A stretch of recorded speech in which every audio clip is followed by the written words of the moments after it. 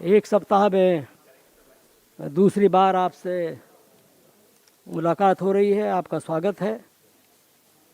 आज समाजवादी पार्टी में आदरणीय अनु टंडन जी शामिल हो रही हैं और समाजवादी पार्टी को मजबूत करने के लिए और जो अभियान है समाजवादी पार्टी का, लोकतंत्र को बचाना, सामाजिक सद्भाव को मजबूत करना और समाजवादी व्यवस्था के रास्ते पर चल करके देश के उस सपने को पूरा करना जो अभी अधूरा है, उसके लिए हम उनका स्वागत करते हैं।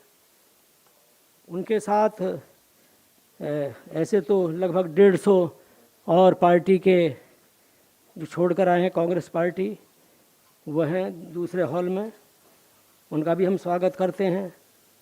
और विशेष तौर पर श्री अंकित परिहार, शशांक शेखर शुक्ला, डॉक्टर सूर्य नारायण यादव,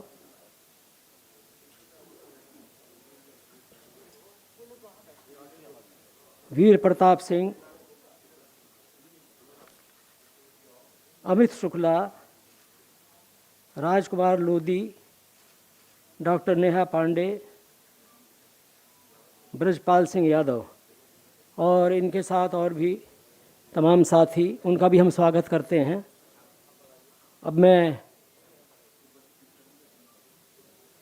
आपसे निवेदन करता हूं अनु टंडन जी से कि वो घोषणा करेंगी और संबोधित करेंगी। तो अगर यहाँ से, वहाँ से भी ठीक है, ऐसे आप कहें। हाँ वहाँ से ठीक रहेगा। ओके।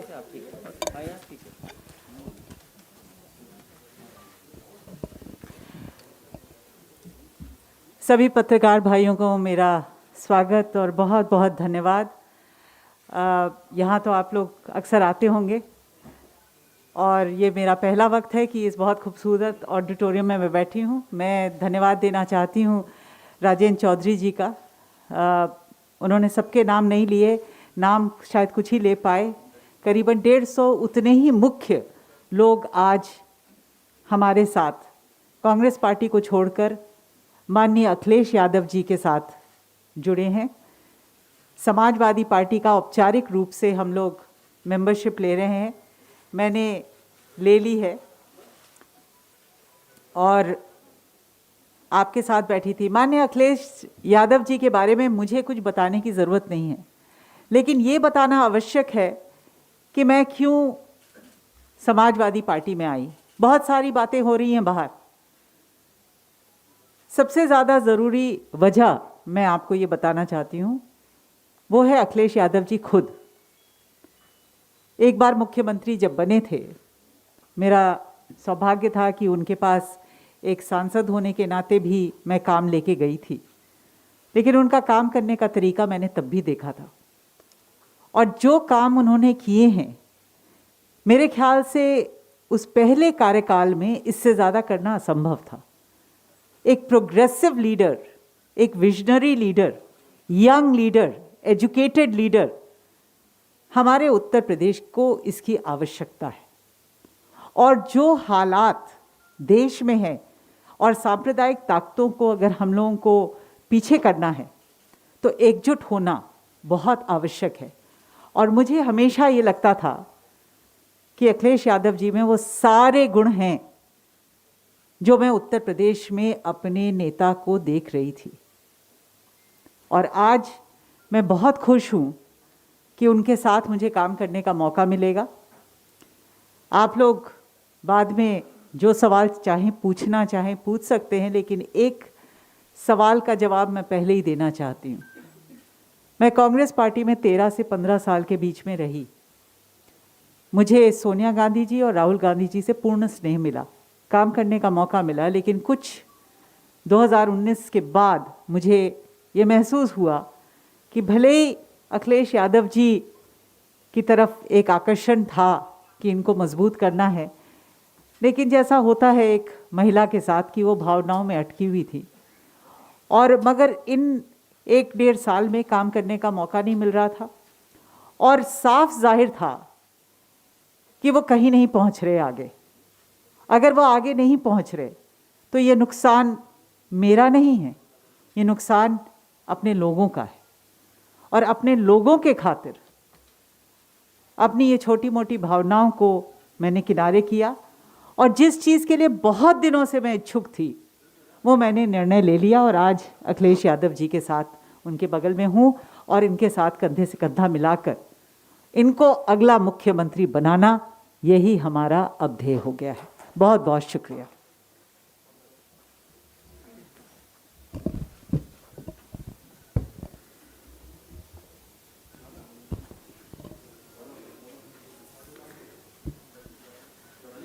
सबसे पहले मैं सभी अपने पत्रकार साथियों का बहुत बहुत धन्यवाद देना चाहता हूं।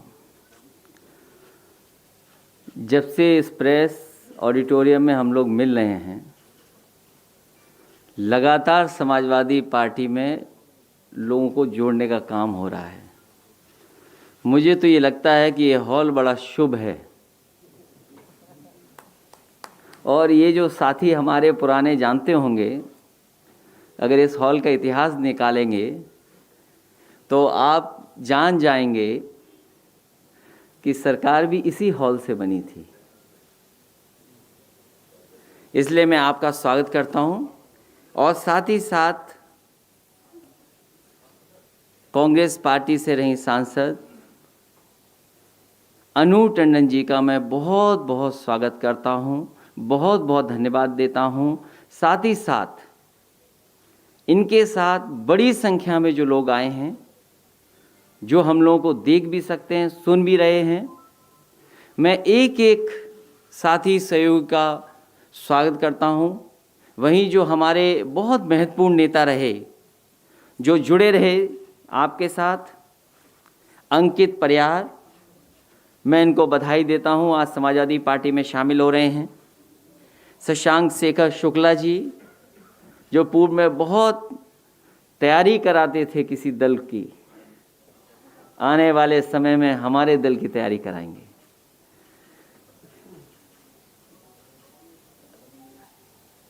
आज जो हमारे साथ हैं उनका परिचय आप सब जानते हैं और एक समय ऐसा था कि उस क्षेत्र से मैं जब निकलता था, एक्सप्रेस वे नहीं बना था, जब मैं उस रास्ते से गुजरता था, मैं कुछ भी कहूं लोगों से, मैं अपनी पार्टी की भी बात करता था, गांव-गांव में रुकता था। उस समय सबसे पहले परिचय अगर किसी ने मुझे दिया था इनका, तो वो गांव में रहने वाले लोग, गरीब और एक एक उन्नाव के जो रास्ते में मिलते थे, उन्होंने बताया कि असली काम कोई कर रहा है तो वो यहाँ के नेता, यहाँ के अनु टंडन जी सेवा कर रही हैं उनका। मैंने एक बार कोशिश की कि रास्ता बदल करके मैं जाऊं, सफीपुर होकर के मैं निकला और उस तरफ भी जब जानकारी मुझे उस समय मिली, जब आप कोई नहीं सोच सकता था कि कांग्रेस पार्टी यहां से जीत सकती है। एक एक गांव में जहां मैं रुका और उस समय मुझे याद है एक आम का बाग था, उसके पास मैंने एक बहुत गरीब इंसान से पूछा, क्योंकि जब गाड़ी देख लेता है गरीब तो समझ जाता है कि वही बोलो जो अच्छा लगे इनको। तो थोड़ी देर तक तो वही कहा उसने, लेकिन मैंने उससे कहा कि सच बताओ यहाँ कौन जीतेगा। उन्होंने कहा कि आपकी पार्टी तो नहीं जीत पाएगी, मेहनत कर रही है, यहाँ से अनु टंडन जी जीत करके जा रही हैं। तो सोचिए, इन्होंने उस समय से काम किया। राजनीतिक परिस्थितियां बदली हैं, मुझे खुशी है कि ज़मीन पे काम करने वाली और महिलाओं के बीच में काम करने वाली, लगातार सरकार में हो नहीं हो, सांसद हो नहीं सांसद रहें, लेकिन मदद करती रहें, क्षेत्र के लोगों से जुड़ी रहें, ऐसी नेता हमें मिली है। मैं इनका स्वागत करता हूं, बहुत बहुत बधाई देता हूं और हमें उम्मीद है कि आपके आने से पार्टी को ताकत बनेगी, ताकत मिलेगी और यही प्रयास हमारा रहेगा कि अच्छे लोगों को पार्टी से हम जोड़ें। और जब अच्छे लोग पार्टी से जुड़ेंगे तो बहुत सारे समाज के अच्छे लोग ये चाहेंगे कि एक अच्छी सरकार प्रदेश में बने। ऐसी सरकार न बने जिसे पता ही नहीं है कि क्या कर रही है सरकार। उनकी भाषा सुनिए, उनके शब्दों का चयन देखिए, मानने को तो दिव्य शक्ति है उनके पास, लेकिन शब्दों में वो दिव्य शक्ति नहीं दिखाई देती है। ठोक दो जिसकी भाषा हो, तो सोचो प्रदेश को कितने बड़े बदलाव की जरूरत है। इस प्रदेश में एक्सप्रेस वे बने, इस प्रदेश में खुशहाली के रास्ते पर ले जाएं, इस प्रदेश में इंफ्रास्ट्रक्चर का काम हो, इस प्रदेश में एजुकेशन के क्षेत्र में काम हो। आज सबसे जरूरत जो आने वाले समय में हमें लगातार जिसकी जरूरत रहेगी वो हमारी मेडिकल फैसिलिटीज हैं। स्वास्थ्य की सेवाओं की हाल कैसे स्थिति सुधरे, लोगों को इलाज नहीं मिल पा रहा, इलाज के अभाव में जान जा रही है। और जितना इस बीमारी ने कंफ्यूजन किया है, दुनिया भर में इस पर बहस चल रही है, लेकिन जिस तरीके से हम लोगों को, आम लोगों को, सभी प्रदेश के और देश के नागरिकों को भारतीय जनता पार्टी ने ऐसे ही छोड़ दिया। और अब तो इस बीमारी का प्रकोप बढ़ता चला जा रहा है। जहां से चली थी बीमारी, सुनने में आ रहा, अखबारों में पढ़ने का मौका मिल रहा है, वो वहां पर और फैल रही है। वहां पहले फैली थी, तब हमारे बीच में आई थी। अगर दोबारा लॉकडाउन होगा और कहीं हमारे जो बहुत जागरूक लोग हैं, बहुत समझदार लोग हैं, वो बस चुटकी बजा करके लॉकडाउन कर देते हैं, अगर कहीं ऐसा हुआ तो सोचो हमारे पेट का क्या होगा, रोजगार का क्या होगा। इसलिए बड़े सवाल हैं। इन सब बड़े सवालों का जवाब ढूंढते ढूंढते हम अच्छे लोगों को जोड़ते रहेंगे। मुझे खुशी है इस बात की कि आज पूर्व सांसद अनूप टंडन जी हमारे साथ हैं, उनके बहुत सारे सहयोगी साथी साथ हैं, आए हैं। एक कई संख्या में लोग इसमें नहीं बैठा सकते थे, बगल के हॉल में सब बैठे हैं। मैं उन सब का एक एक साथी का स्वागत करता हूं, बहुत बहुत बधाई देता हूं।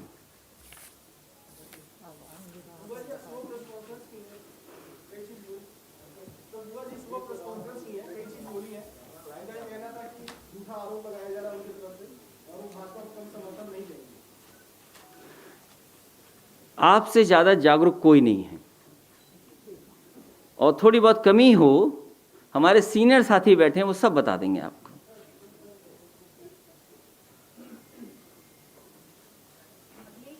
आज मायावती जी ने जिस तरीके से ये कहा कि समाजवादी पार्टी को, क्योंकि वो एंटी दलित माइंडसेट रखते हैं, समाजवादी पार्टी को हराने के लिए हम बीजेपी के साथ जाएंगे। दोबारा जिस तरीके से आज उन्होंने इस बात को कहा, आप किस तरीके से देखते हैं? आज तो उनके मैं जिस समय समझौता किया, और समझौते से पहले भी समाजवादियों ने, चाहे नेताजी और उससे पूर्व में जितने भी हमारे समाजवादी नेता रहे, और याद कीजिए मैं पूरे चुनाव में ये बोलता था कि हमारे जो साइकिल के दो पहिए हैं, ये पहिए तभी मजबूत दिखाई देंगे जब डॉक्टर भीमराव अंबेडकर जी की विचारधारा और डॉक्टर राम मनोहर लोहिया जी की विचारधारा दोनों मिलकर के काम करेंगी।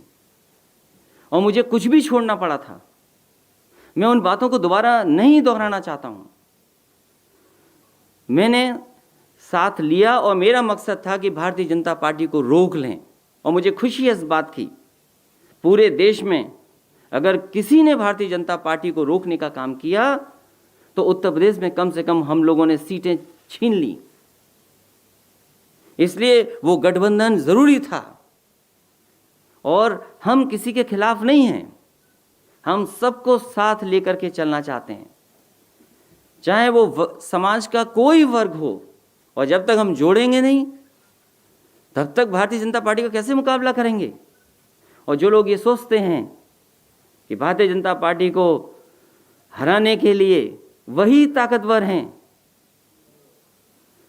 तो संख्या बल भी जानते हैं आप। अभी तो चुनाव विधानसभा का आना है, एमएलसी का चुनाव तो आएगा सो आएगा। ऐसी क्या बात है कि वो एमएलसी समाजवादी पार्टी को हराना चाहते हैं, बीजेपी भी हराना चाहती है, बहुजन समाज पार्टी भी हराना चाहती है। ये राजनीति मुझे समझ में नहीं आ रही। इसीलिए मैं ये बात दोबारा कह रहा हूं कि समाजवादी पार्टी हार जाए ये बीजेपी चाहती है, समाजवादी पार्टी हार जाए ये बीएसपी चाहती है। तो ये दोनों की चाहत कहां से मिल रही है, ये सोचना आपको है। और जितना भारतीय जनता पार्टी ने नुकसान किया है दलित और पिछड़ों का, इतना नुकसान कभी नहीं हुआ होगा, और अगड़ों का भी। सोचो क्या नहीं बिक गया।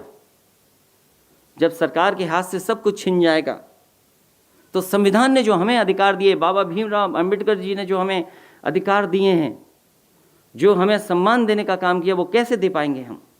कभी सोचो इस बात के लिए। अब तो हवाई जहाज बिका है, एयरपोर्ट बिके हैं, आगे और क्या ना बिक जाए। कोविड के बाद तो न जाने क्या क्या बिकेगा। तो जो बाबा भीमराव अंबेडकर जी का सिद्धांत था, डॉक्टर राममनोहर लोहिया जी का सिद्धांत था, उस सिद्धांत पे हम लगातार काम करेंगे। दलित, पिछड़े और रगड़े सब लोगों को साथ लेकर के आगे बढ़ने का काम साइकिल और समाजवादी पार्टी करेगी।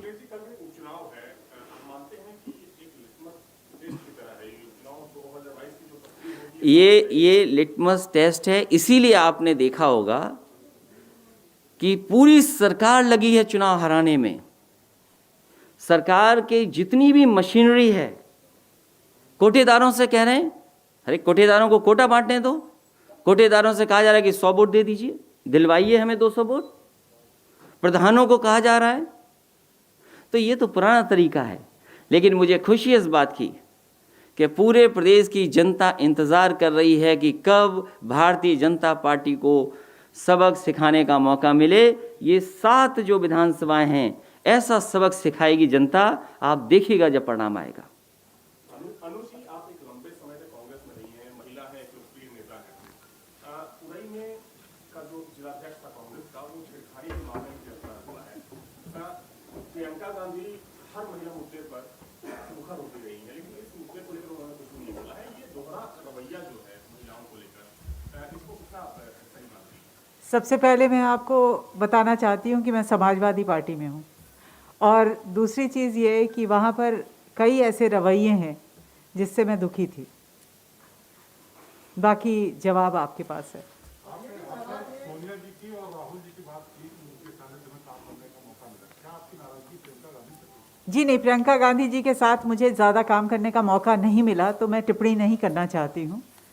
प्रियंका गांधी जी अभी आई हैं और राजनीतिक तौर पे वो अभी उन्होंने कमान संभाली है, लेकिन उन्होंने जो संगठन तैयार किया है उनको शायद बरगलाया गया हो या जो भी वजह हो, लेकिन यहाँ उत्तर प्रदेश का संगठन किसी लायक का नहीं है जो अपनी जनता के लिए कुछ आगे हम भविष्य देख सके। अरे तुम क्या कर रहे हो भाई? ऐसा है कि आप, अरे तुम्हें सवाल पूछना चाहिए बीजेपी से के लिए, वो नहीं पूछ रहे हो। नहीं पूछने दीजिए। ऐसा है कि उन लोगों की इच्छा है कि वो लाइमलाइट में आए, उसके अलावा वो दूसरा कोई काम नहीं करते। क्यों बेकार टाइम वेस्ट कर रहे हैं आप उसमें? अच्छा देखिए, ये देखिए, आप लोग बहुत समझदार हैं, जागरूक हैं। आपको सरकार का पूछना चाहिए। ये जो सरकार है क्या कह रही है, भाषा मैं इस्तेमाल नहीं करना चाहता। आप बताओ बेटी कहाँ सुरक्षित है? जो सुप्रीम कोर्ट के उस समय जज थे, उन्होंने तारीफ की थी 1090 की। कल मैं 1090 के बगल में से निकल रहा था तो 1090 बंद कर दी, एक नई झोपड़ी लगा दी है, 2 मंजिला झोपड़ी। देखी आपने? तो क्या उससे रोकेंगे आप? One of the best scheme थी वो कि 1090 से बहुत सारी हमारी बहनों की, बहुत सारी हमारी माताओं की मदद हो रही थी। और मैं तो आपसे कहूँगा एक बार डेटा देखिए आप उसका, जो हमारी सरकार में 8 लाख बहनों की मदद हुई थी। तो वो तो कर नहीं पा रहे हैं, और जहाँ मुख्यमंत्री जी जाते हैं वहीं हत्या हो जाती है। वो लोग कल गए थे, हत्या हुई कि नहीं हुई? बगल में लोगों ने एक मजदूर को मार दिया। जब मुख्यमंत्री जी गोरखपुर जाते हैं, बताओ हत्या होती है कि नहीं होती है? मैंने आपसे कहा अगर मुझे गैर कानूनी कोई चीज ढूंढनी पड़े, किसी की भी गैर कानूनी निकाल लोगे क्या? नहीं जेल में हैं लोग? क्या आजम खान साहब अगर सरकार होती तो दूसरे लोग जेल में होते कि नहीं होते? आप फर्जी बना दे रहे हैं, आपका अधिकारी, आपके सब कुछ लाओ, जिसके चाहो कहो वो कर देती है सरकार। क्या नहीं किया सरकार ने? तो सरकार ऐसी है, मैं जानता हूं सरकार क्या चाहती है। सरकार विकास पे नहीं चाहती बहस। सरकार किसान की आय दोगुनी कब होगी उस पर बात नहीं करना चाहती। कभी हमने सपना देखा था कि गाजीपुर में मंडी बनेगी, सुल्तानपुर में मंडी बनेगी, आजमगढ़ में मंडी बनेगी। क्या ये लंबी लंबी बात करने वाले लोग क्या मंडी के लिए ज़मीन ली है? कहते थे एक्सप्रेसवे सस्ता बनाएंगे।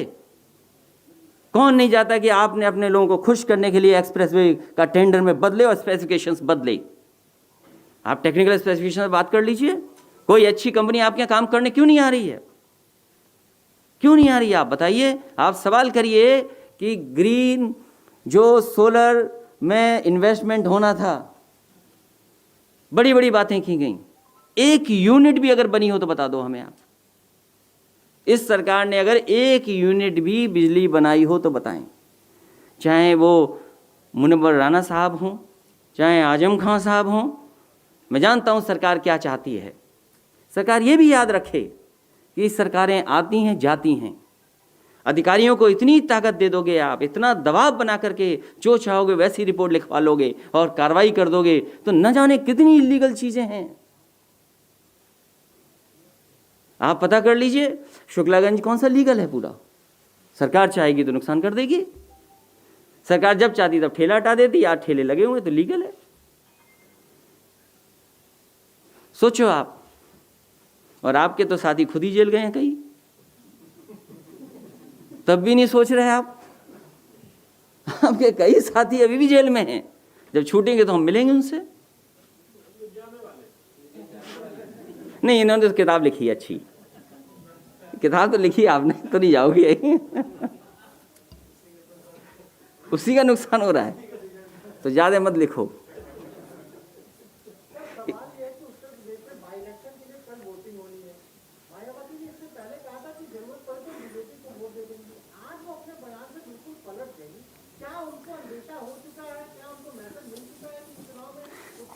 देखिए, बीजेपी हारने जा रही है। भारतीय जनता पार्टी से जनता की नाराजगी है। किसी सवाल का जवाब भारतीय जनता पार्टी के पास नहीं है। इसलिए उत्तर प्रदेश को, देश को भारतीय जनता पार्टी से बचाना है। ये हमारे लिए, आपके लिए और हम समाजवादियों के लिए बड़ा मुद्दा है। देश का संविधान खतरे में है।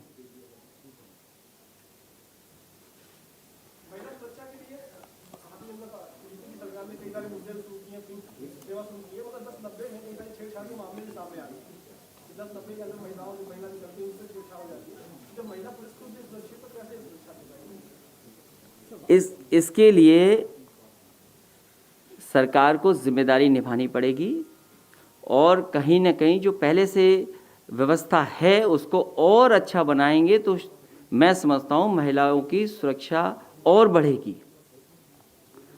मैं आप सभी पत्रकार साथियों का बहुत बहुत धन्यवाद देता हूं और जो इस हॉल में आए उन सब का स्वागत करता हूं। साथ ही मैं दो साथी हैं, उनसे कहूँगा कि आ जाए पीछे। आ जाओ, आ जाओ। हाँ, नहीं, आ जाओ, आइए आइए। मैं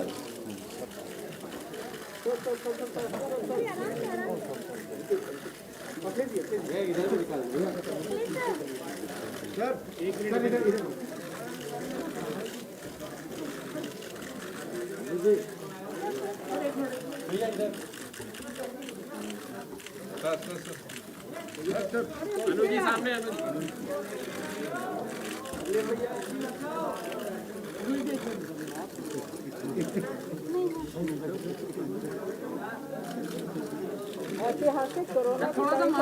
चलिए, बहुत धन्यवाद है, बहुत धन्यवाद। थैंक यू सो मच है। अरे नहीं, मास्क मत हटवाओ भाई, अभी बीमारी गई नहीं है। देखिए आपकी रास्तों और आसान हो गई 2022 की एकदम। देखिए, मैं आपसे आखिरी, हालांकि